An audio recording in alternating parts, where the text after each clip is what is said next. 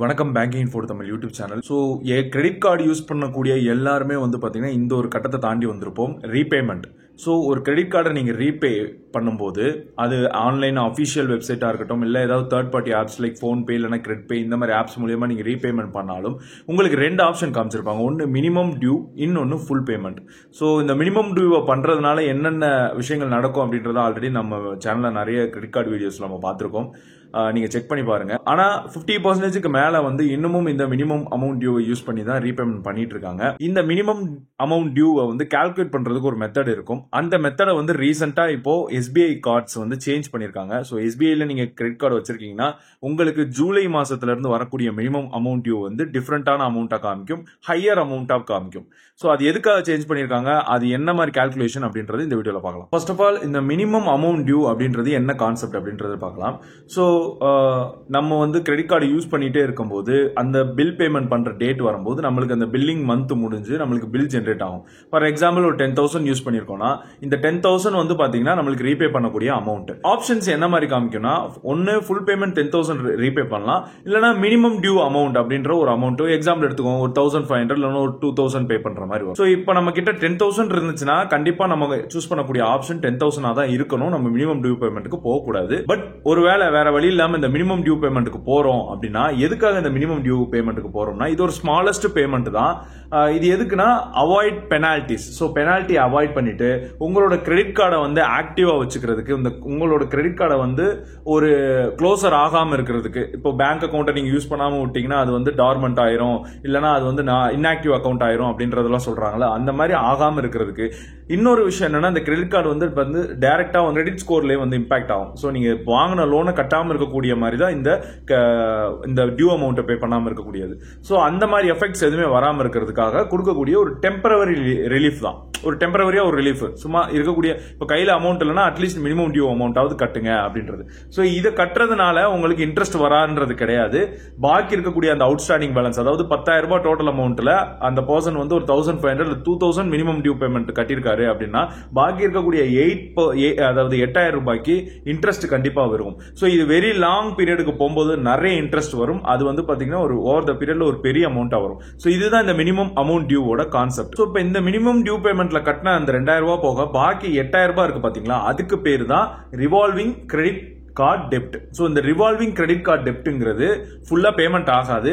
But அடுத்த billing cycle, அதாவது அடுத்த மாசத்துக்கு பில்லிங் சைக்கிள் ஆரம்பிக்கும். திரும்ப நீங்க பில் பே பண்ணதுக்கு அப்புறம் திரும்ப மறுபடியும் இன்னொரு பில்லிங் சைக்கிள் ஆரம்பிக்கும். அதுல போய் இந்த 8,000 ரூபாய் சேர்ந்துரும். ஸோ இது சேர்ந்துச்சுன்னா என்ன ஆகும்னா இன்ட்ரெஸ்ட் ரேட் அதிகமா விழுகும். ஸோ இந்த 8,000 ரூபாய்க்கு இன்ட்ரெஸ்ட் ரேட் அதிகமா விழுகும். அதே மாதிரி லாங் டேர்ம்ல ரொம்ப நாளைக்கு இந்த டெப்ட் உங்க மேலேயே தான் இருக்கும். உங்களோட கிரெடிட் ஸ்கோர் கண்டிப்பா அஃபெக்ட் ஆகும், இதை கரெக்டா மேனேஜ் பண்ணலாம். ஸோ இப்போ எதுக்கு இந்த எம்ஏடி ஃபார்முலாவை எஸ்பிஐ கார்ட்ஸ் சேஞ்ச் பண்ணிருக்காங்க கிரெடிட் கார்டுல அப்படின்னா, ரொம்ப பேர் நான் முன்னாடியே சொன்ன மாதிரி 50% மேல இந்த எம்ஏடி ஆப்ஷனை யூஸ் பண்ணி தான் ரீபேமெண்ட் பண்ணிட்டு இருக்காங்க. இதனால அவங்களுக்கு என்ன ஆகுதுன்னா, அந்த மீதம் இருக்கக்கூடிய அமௌண்ட் ரிவால்விங் கிரெடிட் கார்டு டெப்ட்னு சொன்னேன்ல, அந்த அமௌண்ட் பாத்தீங்கன்னா அதிகமாகி அவங்க மேல பர்டன் அதிகமாகுது. அவங்களால திருப்பி கட்ட முடியல. இதை தொடர்ந்து செஞ்சுக்கிட்டே இருக்கனால டெப்ட்னால நிறைய பேர் கஷ்டப்படுறாங்க, கிரெடிட் கார்டுனால கஷ்டப்படுறாங்க. யாரும் கிரெடிட் கார்டை கரெக்டா யூஸ் பண்ண மாட்டேங்கிறாங்க, புதுசா யாரும் வாங்கவும் மாட்டேங்கிறாங்க. சிம்பிளான ஒரு விஷயம் பாத்தீங்கன்னா ஈஸியா லோன் கிடைக்கக்கூடிய ஒரு விஷயம் கிரெடிட் கார்டுங்கிறது. நீங்க ஜெனரலா போய் ஒரு லோனுக்கு அப்ளை பண்ணீங்கன்னா 1008 ஃபார்மாலிட்டிஸ் இருக்கு. பட் இது அப்படி கிடையாது. ஒன் டைம் ஃபார்மாலிட்டி மாதிரி நீங்க கொடுத்துட்டீங்கன்னா உங்க பேக்கெட்ல கொடுத்துருவாங்க. ஸோ உங்களுக்கு எப்ப தேவைப்படுதோ அதை நீங்க யூஸ் பண்ணிக்கலாம். பட் இது என்ன ஆகுதுன்னா, இந்த மாதிரி தப்பா யூஸ் பண்ணி எம்ஏடியை மட்டும் பே பண்ணி அதிகமா சுமையானவங்க என்ன சொல்றாங்க, கிரெடிட் கார்டு வாங்காதீங்க, இது பண்ணாதீங்க, அது பண்ணாதீங்கன்றதுனால அதுக்கு தேவையான கிரெடிட் கார்டு தேவைப்படுறவங்க கூட அதை வாங்க மாட்டேங்கிறாங்க. ஸோ இந்த மாதிரி சிச்சுவேஷனை தடுக்கணும்ன்றதுக்கு தான் இந்த எம்ஏடி ஃபார்முலா, புது ஃபார்முலா கொண்டு வந்துருக்காங்க. இதனால என்ன ஆகும்னா, முன்னாடி 2,000 ரூபாய் கட்டிக்கிட்டு அந்த எம்ஏடி காமிச்சது இப்ப கிட்டத்தட்ட ஒரு 4,000 காமிக்கக்கூடிய ஹையர் ஸ்டேஜுக்கு வந்துடும். ஸோ அதிகமா அவங்க எம்ஏடி கட்டுற மாதிரி இருக்கும். ஸோ அவங்கள புஷ் பண்ற மாதிரி இருக்கனால அவங்களுக்கு அட்லீஸ்ட் அந்த ரிவால்விங் டெபிட் குறையறதுக்கான வாய்ப்பு இருக்கு. ஸோ இப்ப இருக்கக்கூடிய இந்த ஃபார்முலா, புதுசா ஜூலைல இருந்து வரக்கூடிய ஃபார்முலா அதிகமான எம்ஏடி கால்குலேஷன்ல இருக்கும். ஸோ இந்த ஃபார்முலா மூலியமா பாத்தீங்கன்னா பில்லிங்ல டிரான்ஸ்பரன்சி கிடைக்க போகுது. அதே மாதிரி இந்த அன்பெய்டு சார்ஜஸ் இருக்குல்ல, இந்த கட்டாத இருக்கக்கூடிய பணத்துக்கு பாத்தீங்கன்னா காம்பவுண்டிங்னு சொல்லுவாங்க, வட்டிக்கு மேல வட்டி, இந்த விஷயங்கள்ல கொஞ்சம் குறைய வாய்ப்பு இருக்கு. அதே மாதிரி ரீபேமெண்ட் டிசிப்ளின் வர வாய்ப்பு இருக்கு. ஏன்னா அதிகமா நீங்க மினிமம் டியூவே அதிகமா கட்டணும் அப்படின்னா வேற வழியில அவங்க கட்டி தான் ஆகணும். சோ அந்த மாதிரி இருக்கும்போது இந்த டிசிப்ளின் அதிகமா ரீபேமெண்ட் பண்ணக்கூடிய வாய்ப்பு இருக்கு. சோ அவங்களுக்கான டெப்ட் குறையறதுக்கு வாய்ப்பு இருக்கு. அதே மாதிரி reduce of risk of ever greening credit card loans. இந்த எவர் கிரீனிங் என்னன்னா லோனுக்கு லோன் கொடுக்கறது தான் எவர் கிரீனிங் லோன். இந்த எம்ஏடி கால்குலேஷன் புதுசு நான் சொல்ல வந்துட்டேன். இது எப்படி கால்குலேட் பண்ணுவாங்கன்னு பாத்தீங்கன்னா, நம்ம வந்து கிரெடிட் கார்டுல மல்டிபிள் பேமெண்ட்ஸ் பண்ணிருப்போம். கடையில போய் பொருள் வாங்கியிருப்போம், இஎம்ஐ கட்டியிருப்போம், ஒரு பொருள் வாங்கியிருப்போம், ஃபீஸ் கட்டியிருப்போம், அதே மாதிரி ஏதாவது சார்ஜஸ் கட்டியிருப்போம். இந்த மாதிரி விஷயங்கள் நிறைய டைப்ஸ் ஆஃப் பேமெண்ட் இருக்கு.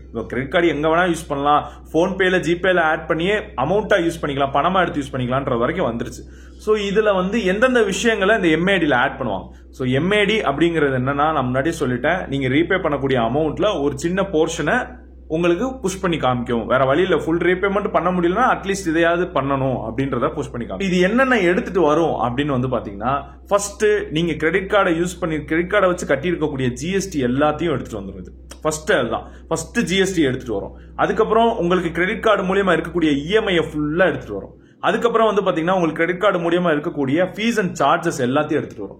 அதுக்கப்புறம் உங்களுக்கு கிரெடிட் கார்டு மூலியமா இருக்கக்கூடிய பினான்சியல் சார்ஜஸ் எல்லாத்தையும் எடுத்துட்டு வரும். ஸோ இந்த 4 காம்பனண்ட்டை வந்து 100% ஃபில் பண்ணிடும். அதாவது உங்க எம்ஏடியோட அமௌண்ட்ல இந்த 4 காம்பனண்ட்டும் 100% ஃபில் ஆயிரும். ஒன் பை ஒன் ஃபில் ஆயிரும். அதுக்கப்புறம் ஏதாவது ஒரு ஓவர் லிமிட் அமௌண்ட் இருக்கா அப்படின்றத பார்க்கும். ஸோ லிமிட்டை தாண்டி நீங்க ஏதாவது யூஸ் பண்ணிருக்கீங்க, ஓவர் லிமிட்டா இருக்கான்னு சொல்லிட்டு அந்த அமௌண்ட் எடுத்துட்டு வரும். அதுக்கப்புறம் பேலன்ஸ் அவுட்ஸ்டாண்டிங் இருக்கு பாத்தீங்களா, அதாவது நீங்க கடையில வாங்கியிருக்கக்கூடியது, சிம்பிளா போய் ஒரு சூப்பர் மார்க்கெட்ல ஸ்வைப் பண்ணிருக்கிறது, ஒரு அரிசி, ஒரு பருப்பு வாங்கியிருக்கக்கூடியது, இல்ல ஒரு ட்ரெஸ் வாங்கியிருக்கக்கூடியது, இந்த மாதிரி விஷயங்களை தான் அடுத்து எடுத்துட்டு வரும். ஸோ அடுத்து அதுல இருந்து எடுத்துட்டு வர்றது. ஸோ இதெல்லாம் ஃபில்லப் ஆகி உங்களுக்கு எம்ஏடி அமௌண்ட்டா காமிக்கும். ஸோ உங்களுக்கு எம்ஏடி அமௌண்ட் வந்து டோட்டலா எக்ஸாம்பிள் எடுத்துக்கோங்க, 10,000 ரூபாய் இருக்குன்னா 10,000 ரூபாயில அப்படியே 5,000 ரூபான்னு கொடுத்துட மாட்டாங்க. அந்த 5,000 ரூபாயில நீங்க செலவு பண்ண என்னென்ன சார்ஜஸ் எல்லாம் இன்க்ளூட் ஆயிருக்கு, ஃபர்ஸ்ட் ஜிஎஸ்டி, அடுத்து இஎம்ஐ, அடுத்து ஃபீஸ், அடுத்து பினான்சியல் சார்ஜஸ். ஸோ இந்த லைன்ல தான் உங்களுக்கு எடுத்துட்டு வரப்போகுது புது எம்ஏடி. ஸோ இதனால என்ன ஒரு அட்வான்டேஜ்னா, உங்க டெபிட் கார்டுல இருக்க உங்க கிரெடிட் கார்டுல மிச்சம் இருக்கக்கூடிய அந்த சார்ஜஸ், ஃபீஸ், இந்த இஎம்ஐ, இந்த மாதிரி விஷயங்கள் எல்லாமே நீங்க எம்ஏடிலே கட்டிடுவீங்க. ஸோ உங்களுக்கு வந்து அந்த சார்ஜஸ் மேல சார்ஜஸ் போடுற அந்த காம்பவுண்டிங் விஷயத்த கட் பண்ண போறாங்க. இது இன்னும் சிம்பிளா இருக்கிறதுக்கு ஒரு எக்ஸாம்பிள் வச்சு பார்க்கலாம். ஸோ மிஸ்டர் குமார் அவர் ஒரு கிரெடிட் கார்டு வச்சிருக்காரு. ஸோ அந்த கிரெடிட் கார்டில் அவர் யூஸ் பண்ணது எவ்வளோ, ரீட்டைல் பர்ச்சேஸ்க்காக 1,39,960 அதே மாதிரி பினான்சியல் சார்ஜஸ் அவருக்கு கிரெடிட் கார்டில் 11,972.18 இருக்கு. Fees and charges 2,700 rupees, GST 2,640 plus 99.99, EMI 0, over limit amount 0. So இப்போ வந்து பழைய மெத்தட்ல இது வரைக்கும் பண்ணிட்டு இருக்கக்கூடிய எம்ஏடி கால்குலேஷன் எப்படி இருக்கும்னா, இந்த பர்டிகுலர் கேட்டகரி ஆஃப் அவரோட ஸ்பென்ஸ் இருக்குல்ல, இந்த ஸ்பெண்ட்ல financial charge plus retail spends plus cash advance, இது மூணையும் டோட்டல் பண்ணி அதுல இருந்து 5% எடுத்து பார்ப்பாங்க. ஸோ அந்த அமௌண்ட் எவ்வளவு அமௌண்ட் வருது அப்படின்னு எடுத்து பார்ப்பாங்க. ஒருவேளை இவரோட total financial charge financial amount எவ்வளவு, 11,972.18, ஒருவேளை அந்த மூணையும் டோட்டல் பண்ணாங்கல்ல ஒரு அமௌண்ட், அது வந்து இந்த 11,972.18 விட கம்மியா இருந்துச்சு, அதிகமா இருந்துச்சுன்னா இதே போட்டுருவாங்க, அந்த மூணையும் டோட்டல் பண்ண அமௌண்ட்டே போட்டுருவாங்க. ஒருவேளை அந்த அமௌண்ட் இதை விட கம்மியா இருந்துச்சு அப்படின்னா இன்னொரு மெத்தட்ல கால்குலேட் பண்ணுவாங்க. அது என்னன்னா 100% ஆஃப் பினான்சியல் சார்ஜஸ். அவர்கிட்ட என்ன பினான்சியல் சார்ஜஸ் இருக்கு, 11,972.18 plus 100% of fees 2,700 plus 100% of GST 2,640.99 plus any over limit amount used. So இவர் ஓவர் லிமிட் எதுவுமே யூஸ் பண்ணல. ஸோ இவர் கேஸ்ல என்ன வரும்னா, GST plus fees and charges plus financial charges மூணையும் டோட்டல் பண்ணோம்னா 17,313.17 rupees. இது பழைய எம்ஏடி. ஸோ இவர் ரீபே பண்ண போகணும்னா இவர் ஆக்சுவலா எவ்வளவு ரீபே பண்ணிருக்கணும், 1.5 லட்சத்துக்கு மேல ரீபே பண்ணிருக்கணும். பட் இவருக்கு எம்ஏடி எவ்வளவு காமிக்கும், 17,313.17 இவ்வளவுதான் எம்ஏடி காமிக்கும். ஸோ ஆக்சுவலா யூசர் என்ன பண்ணுவாங்கன்னா டக்குன்னு இதுக்கு தான் பேமெண்ட் பண்ணுவாங்க. அது தப்புங்க. உங்ககிட்ட 1.5 லட்சம் இருந்துச்சுன்னா நீங்க பண்ணி தான் ஆகணும் குமார். ஸோ இப்போ புது மெத்தட்ல என்ன காமிக்குதுன்னா, நம்ம முன்னாடி என்ன பண்ணியிருந்தோம், புது மெத்தட்ல 100% of GST, 100% of fees, 100% of financial charges plus 2% of any retail purchases, any remaining பேலன்ஸ்ல 2%, இது எல்லாமே டோட்டல் பண்ணும். ஸோ 100% ஆஃப் ஜிஎஸ்டி 2,640 ரூபா plus 100% of fees or charges 2,700 plus 100% of financial charges 11,972 plus 2% of remaining balance. அவர் அந்த 1,34,999 இருக்கு பாத்தீங்களா, அதுல இருந்து 2%. So 2% எவ்வளவு, 2,699. So இது நாளையும் டோட்டல் பண்ணாங்கன்னா 20,013 rupees. So பழைய மெத்தட் மூலமா கால்குலேட் பண்ணா எவ்வளவு வருது, 17,313.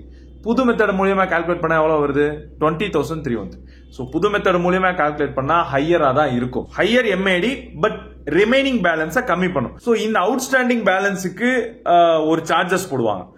ஸோ புது எம்ஏடி படி உங்களுக்கு ரிமைனிங் அவுட்ஸ்டாண்டிங் பேலன்ஸ் ஹையர் ஆகுது. ஸோ இந்த அவுட்ஸ்டாண்டிங் பேலன்ஸுக்கு ஒரு சார்ஜஸ் போடுவாங்க.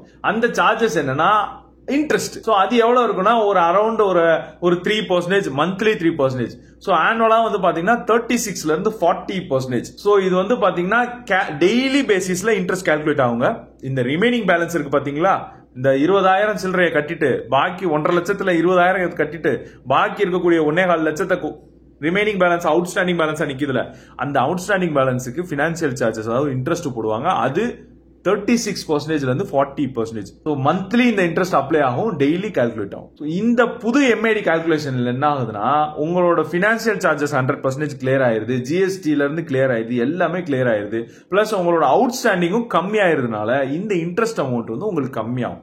இது மோர் டிசிப்ளின், இந்த டெப்ட் சைக்கிள கொஞ்சம் மேனேஜ் பண்ணும் அப்படின்றத சொல்றாங்க. ஃபைனலா ஒரு கன்க்ளூஷன் வரணும்னா இந்த புது எம்ஏடி கால்குலேஷனால ஒரு நல்ல ஒரு டிசிப்ளினை கொண்டு வர முடியும்னு சொல்றாங்க. ஸோ அதே மாதிரி இந்த ரிவைஸ்டு ஆர்டர்னால இந்த இன்ட்ரெஸ்ட் ஜெனரேட்டிங் காம்பனன்ட்ஸ், இந்த இஎம்ஐ மேட்ரு, இந்த கிரிட்டிக்கலான மேட்டர்லாம் வந்து உங்களுக்கு ஃபர்ஸ்ட்லேயே போயிடும். உங்களோட எம்ஐடியில் ஃபர்ஸ்ட்லேயே அது நிற்கிறதுனால உங்களுக்கு இன்னும் ஈஸியா ரீபேமெண்ட்டை வந்து மேனேஜ் பண்றதுல ஹெல்ப் பண்ணும். இது கம்ப்ளீட்டா கியூர் கிடையாது, பட் ஹெல்ப் பண்ணும். அட்லீஸ்ட் கொஞ்சம் ஒரு ஸ்டெப் அகடா போகும் இந்த ரீபேமெண்ட் டிசிப்ளின்ல அப்படின்றத சொல்றாங்க.